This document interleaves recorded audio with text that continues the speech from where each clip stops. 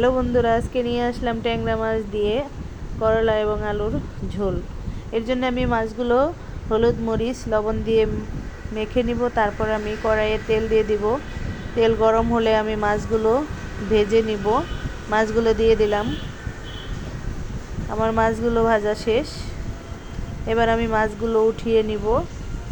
তারপর আমি কড়াইয়ে সামান্য পরিমাণ তেল দিয়ে একটু জিরা ফোড়ন দিয়ে দিব। তারপর পেঁয়াজ কাঁচামরিচ দিয়ে নেড়ে চেড়ে একটু ভেজে নিব। এরপর আদা রসুন বাটা দিয়ে নেড়ে চেড়ে একটু পানি দিয়ে দিব। তারপর হলুদ গুঁড়া, মরিচের গুঁড়া, ধনিয়ার গুঁড়া দিয়ে এবং লবণ দিব।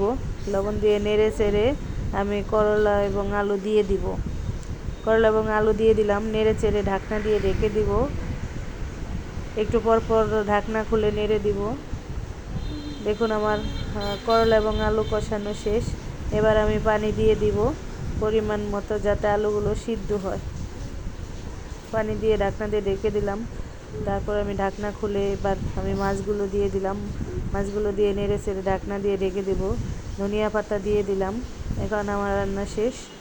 সবাই গরমের মধ্যে করলার ঝোল খাবেন, দেখবেন শরীর ভালো থাকবে, মনও ভালো থাকবে। ধন্যবাদ সবাইকে।